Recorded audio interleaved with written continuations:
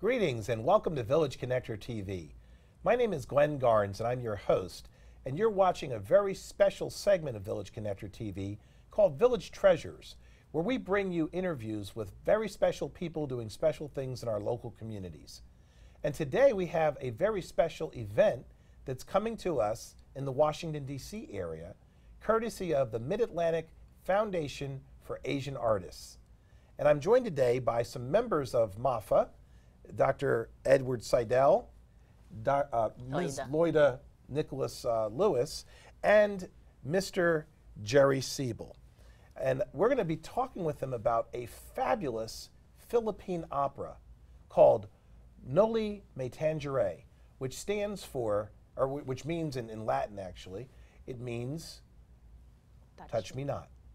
So I want to talk first with you, Jerry, since you have a very, very central role in this performance. Tell us a little bit about what this opera is all about. This opera, I read it when I was in school. We studied it, you know. So it's about it's about a love story.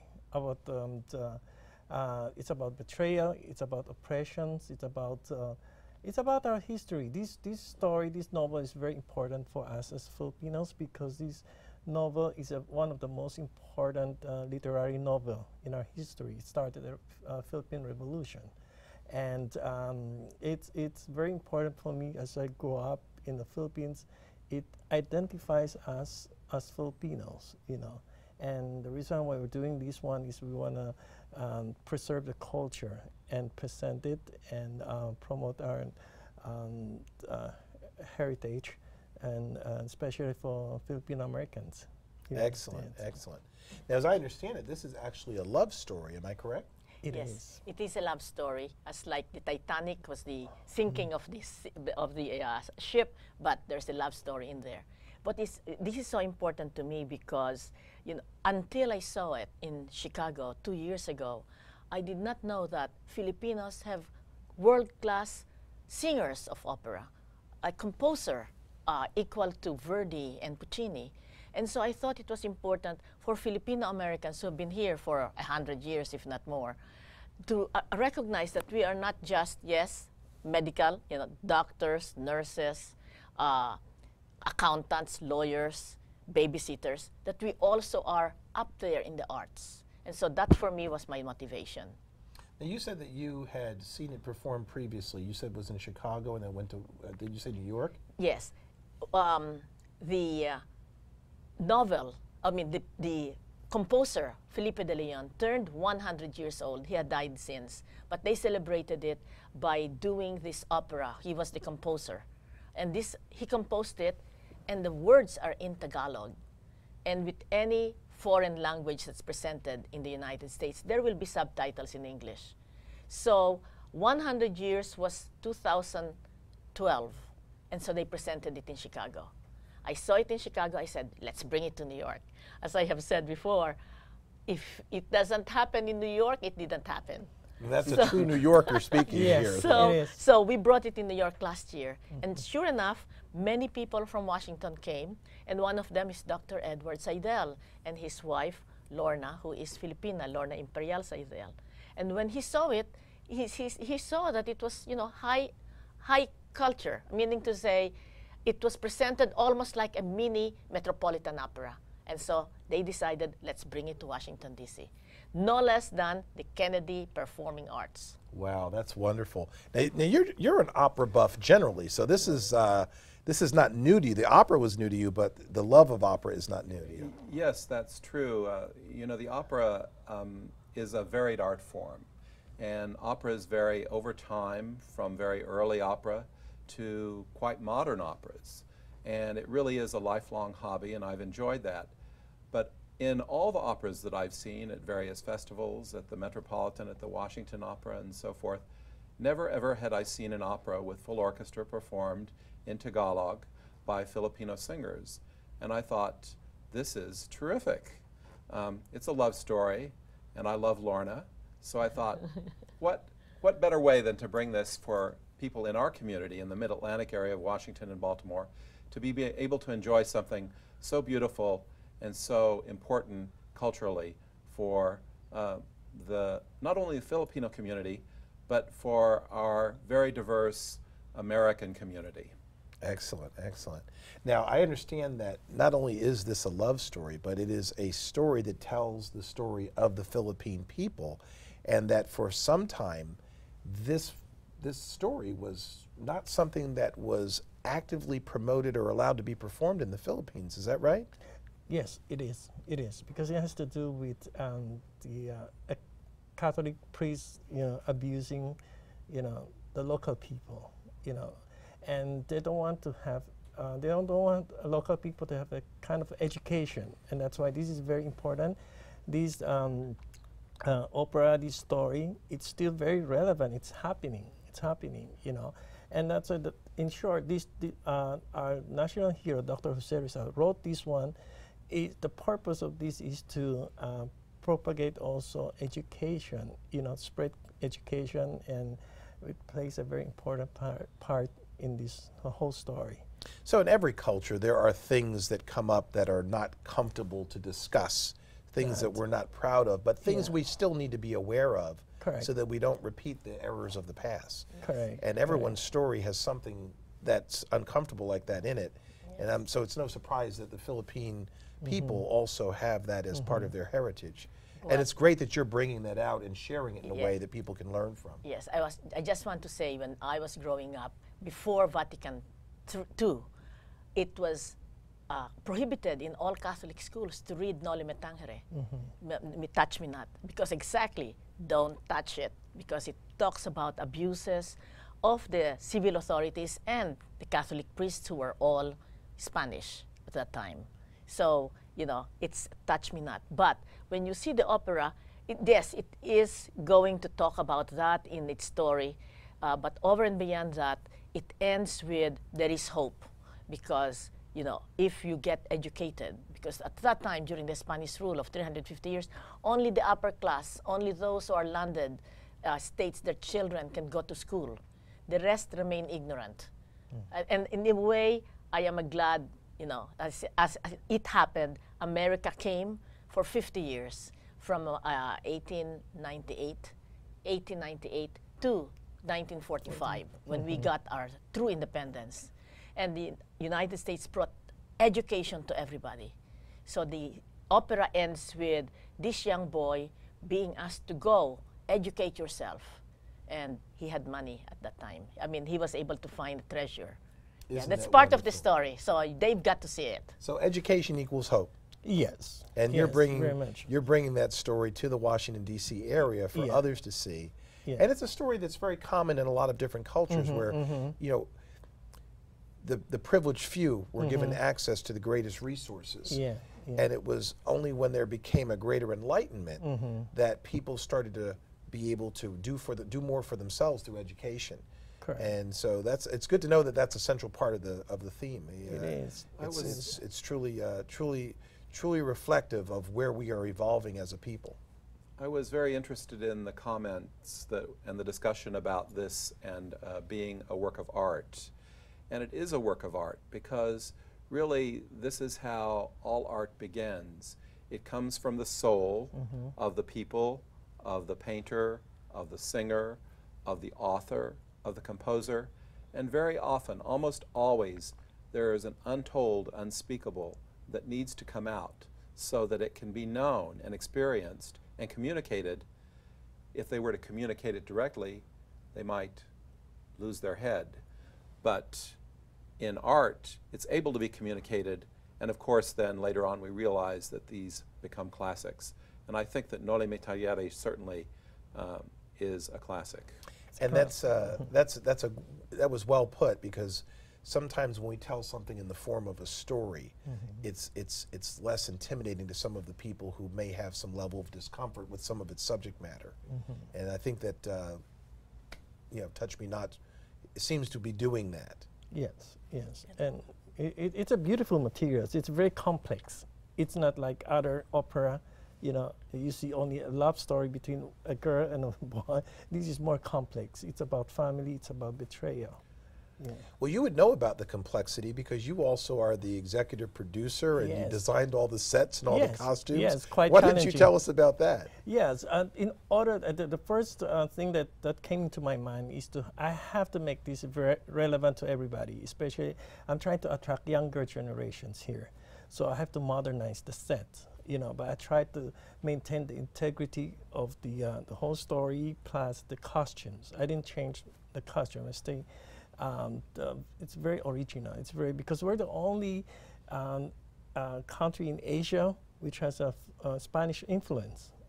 So I'm bringing the beautiful, history back so that people could see. And I have a lot of younger people who went to watch and said, I'm so proud to be Filipino now, And it reminded them of their history, of themselves. It identifies them as a Filipino. So that's what I did, and I presented, used digitalized images. It's very modern. I make the scenery very interesting, as if you're watching a movie here. So that's one thing I introduced. And this is composed. This opera is not easy to mount because it's very expensive, because we have more than, I would say, like 100 artists, production artists, work behind the scenes. Really, 100? Yeah. So that's why it's very expensive to mount this opera. Well, Did you have full any orchestra? With Full full orchestra, orchestra, 35. 35. Okay, and the singers, Yeah. because it's Kennedy Center, it's so huge. Yeah. He had to add more people to sing. Yeah. Wow. Yeah. Yes. What an impressive Yeah. operation there. Yeah. Now, did you have a specific part of the opera that was especially near and dear to you? Why don't you- Yes. why don't Well, you- for me, because it is so heart-tugging, is the woman who had two boys, and then one of them were killed in the, and then she herself was violated, and so she got crazy. So in a way, during this time, it shows the Philippines, she personifies the Philippines being subjugated and being abused during colonial times. So that for me was special. Now, as part of that, you obviously had to bring that out and make that special for people. So what do you think was the biggest challenge you faced in putting this production together? Biggest challenge is time. When you're doing a huge production, this is a very ambitious opera. And I've been a dancer, I've been a choreographer, I travel all over the world. And also, he is a designer of beautiful events. Yeah. Opera's 40th birthday party, my daughter's wedding, he designed it. So he's more than just a executive. You were Yeah. multi-talented. I try. I got inspired by the passion of Mrs. Lewis, because she's a visionary. I said, if she had that kind of vision and passion, I should have that too. So I try to bring my best, and the toughest thing to do is to encourage people, to support this, because it's not easy. People think like they have like opera would, it's because it's the highest form of art, and not a lot of people would appreciate opera. It takes time, but we try to teach them. The most important thing here is not only the opera; it's the story, because it touches my heart, especially now in our country, what's happening. We like to educate a lot of people so they don't sell their vote. It's very important. We are trying to create awareness here. Get educated. That's the only time that you will be set free. Well, that's well stated. Yeah. And very accurate. Right. And I appreciate that, because that's one of the things that we stand for Yeah, here at Village yeah. Connector is helping people to create an awareness of the importance that personal development and education plays in making it possible for them to create their futures. And so this opera is a very special thing for us to be It sharing is. with the community. Yeah, it is. I think my talent and my skills is just an instrument, and my way of communicating with people and connecting with them. And I'm so blessed to have that kind of skills, And we're blessed to have you. Oh, thank This you. is Yeah. a tremendous opportunity. That's In right. fact, let's take, I understand we have a clip, and so let's take a look at that right now so we can see what we have to look forward to.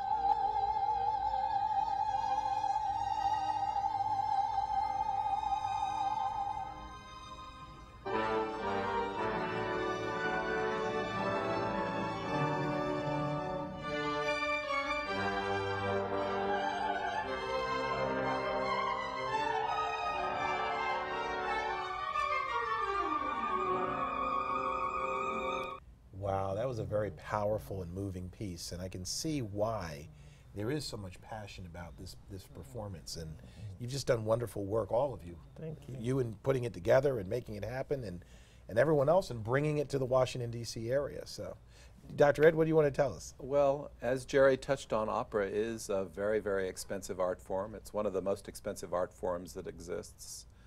You know, I had a friend the other day who said, oh, you're producing an opera.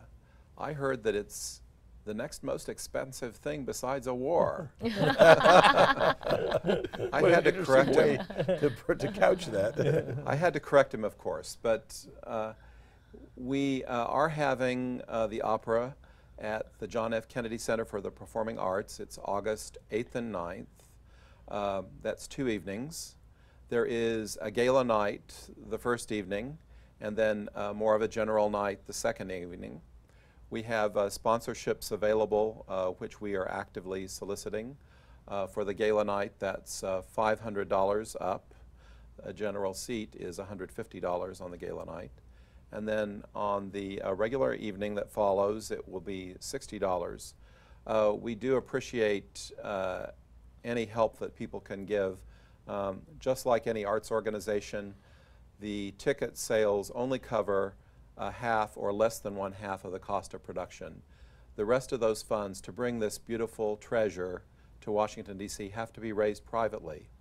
We're a 501c3 organization, MAFAA. This is our first big adventure. We're very excited about Noli Me Tangere. We are so happy to have great supporters and a great producer. And I think it'll be a lovely, beautiful, wonderful, and memorable evening at the opera. Well, it sounds like a great opportunity for people to get involved and to become sponsors, because it's a historic event. I mean, this is not something that people can go and see a lot of different places. This, I mean, I know that you'll probably end up having it be available in other parts of the country, other parts of the world eventually, but right now, this is it here in the Washington, D.C. area. So it represents a real special opportunity for someone who would be looking to be part of making this happen in the Washington, D.C. area. So I certainly hope that you'll be successful in attracting some people to support it. Well, I'm telling everyone, you know, it will not happen again, because only people like us who are crazy, crazy for culture, crazy for our country, who will bring it here. So this is the only time, probably, that they will see Noli Me Tangere, Touch Me Not opera here in Kennedy Center. Well, you just made the argument for why we need more crazy people, but I understand what you're saying here, and it's, you know, it's a very special opportunity. I want to emphasize that because, you know, telling a story like this, bringing another culture, giving people an opportunity to experience where other people are coming from with their story is always a special opportunity. And that's why we asked you to join us here for the Village Treasures segment on Village Connector TV. Thank because you. it is Thank that you. special. Thank you for the opportunity. So, well, you, where Glenn. can people go to participate? We've talked about the different ways that they can participate. Where can they go to participate? Well, if people would like to find out more information about the opera and about MAFAA, they're welcome to go to our website. And I think the URL for the website we have for you. We've got it up on the screen there. It's MAFAAinc.org, and that's MAFFAAINC.org. MAFFAAINC.org. And I'm assuming that when they go there, they can get information about the different levels of sponsorship, how to attend one of the performances. The gala night actually includes a major event and a performance. So that's a real Yes, there real is a great cocktail value. reception as a part of the gala night, and it's really, we think, a historical event. Wonderful. And for those who are coming from the Philippines, we encourage them to wear the Filipino costume. Ah, So we very will be like nice. in the period, in the era. Wonderful, Yes. wonderful. Are all of you going to do that too? Well, Yes. the men, we expect. Yes. For the men, it's Barong Tagalog. Yeah. For the Oh. women, it's Barot Saya. That's what they call it. Very Yes, nice. Yeah. Well, I would love to see the pictures of that. Well, hopefully you would also attend. Yeah. well, I was gonna. I didn't want to be presumptuous about that, but I think that I will probably find a way to be there for Yes, that. yes, please. But with that in mind, I want to encourage everyone to come out and support this wonderful event. It's the kind of thing that you can be proud to look back on and say, I was part of making that happen. And this is your opportunity to do that. So please go to the website at MAFFAAinc.org. That's MAFFAAinc.org, and find a way to participate. Come out and be part of the gala, at least attend one of the second performance, and if you're in a position, please sponsor this event and support this wonderful organization. Well, I want to thank you all for joining us on Village Connector TV. Thank It's you, been an Glenn. absolute Thank you, too. delight, and I will very much look forward to having you back again real soon. Thank you. And for the rest of Thank you, us in the audience, I certainly hope you'll come back and join us again real soon yourself on Village Connector TV. My name is Glenn Garnes. Thank you for joining us.